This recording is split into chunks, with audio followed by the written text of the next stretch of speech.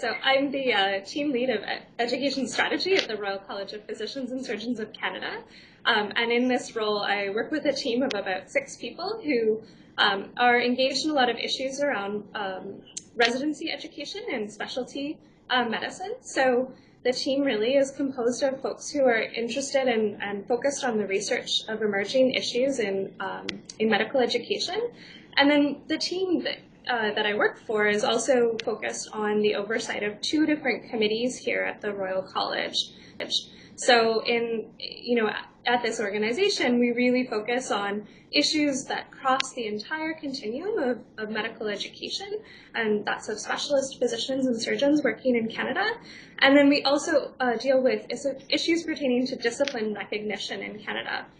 So that's new disciplines that are potentially coming forward for recognition by the Royal College of Physicians and Surgeons.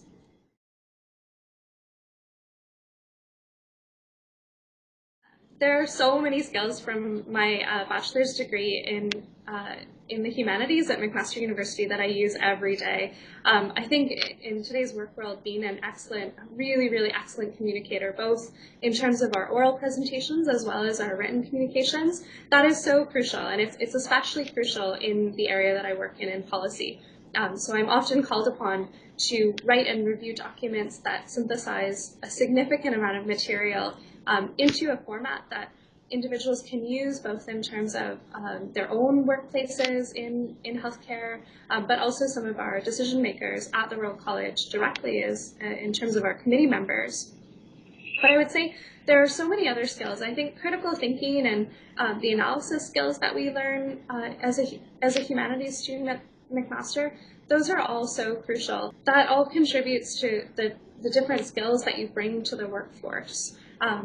And they're just so crucial, and I think people really do recognize and value how important those skills are.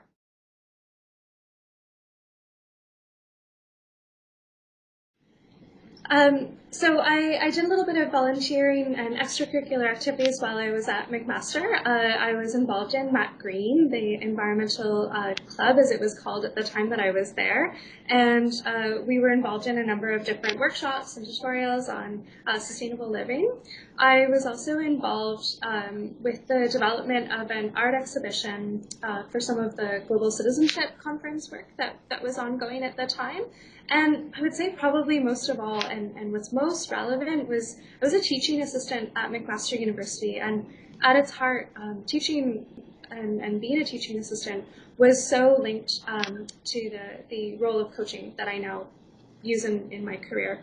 But all of the extracurricular work that I did, including the teaching assistant role, had at its core a lot of project planning.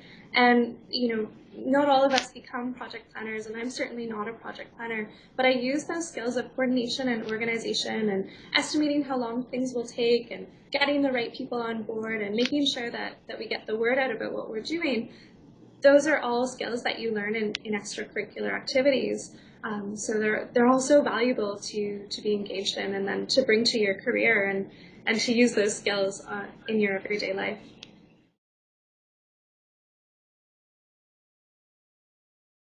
So as a policy analyst, typically graduates are coming to us with a Masters of Public Policy. It's not always the case, and we do see some individuals who have acquired those skills through on-the-job work, and they've ended up in positions where they've honed those skills of analysis and writing, which are so central to being a policy analyst. But typically it is through a master's program. We also see them called a Masters of Public Administration, sometimes Masters of Health Administration for jobs that are specifically in healthcare.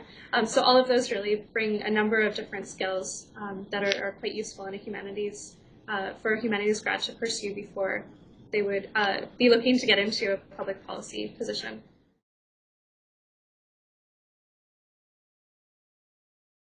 First, I would say that it's wonderful to work in an organization where a lot of individuals are very focused on the mission of the organization and to really believe strongly in the mission.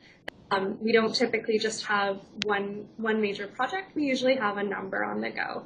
And I really enjoy that because I find what you learn in one project can often really inform the work that you're doing in another. I really love the team-based work. So for quite a number of years, and including some of the time I was at McMaster, I was so interested in research, but I was often really scared off by the fact that it tended to be very independent, very solitary work.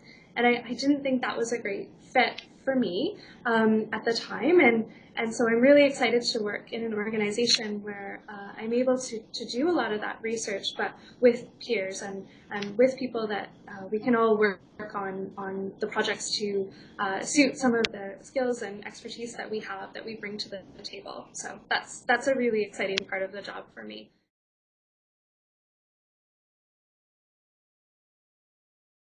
One of the ways that we can think about how students might leverage a career in the humanities to explore career options in healthcare or education in terms of the policy realm is to recognize that there are so many different positions that really support healthcare and education policies. So one doesn't necessarily need to be a frontline teacher to have a job that's related to health or to education. So there are many systems level ways that we can influence change in those areas. And I think policy is a great avenue for a lot of humanities students because it does have that systems level focus that cultural studies and communication studies really espouse.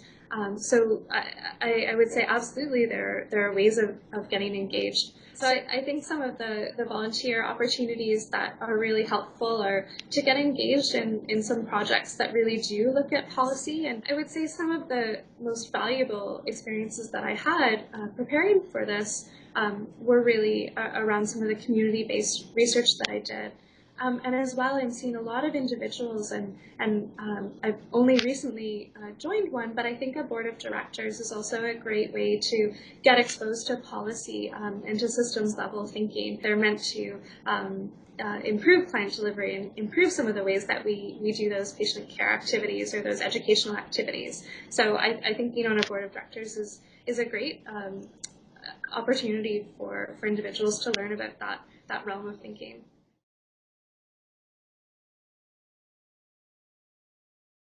So there are a number of different job search strategies that I think would be really helpful for individuals who might be considering a career in policy. Opportunities as a great way to meet individuals that you might be interested in working with, partially because it helps you learn a little bit about the work that you're doing and develop some skills in that area. And I would say also job posting boards, although it can always be a struggle because job seekers are confronted with a number of different opportunities. If you use the job descriptions there, it's actually a great source of information for the type of skills that employers are after. So I would suggest looking at some of the job postings even early in your degree and getting a sense of what are the typical levels of education that are required for that area. They often describe the typical day or some of the key responsibilities. So reading through those and getting a sense of what the different positions are is always a great way to do a bit of job searching early on, and as well as when you're looking for a position.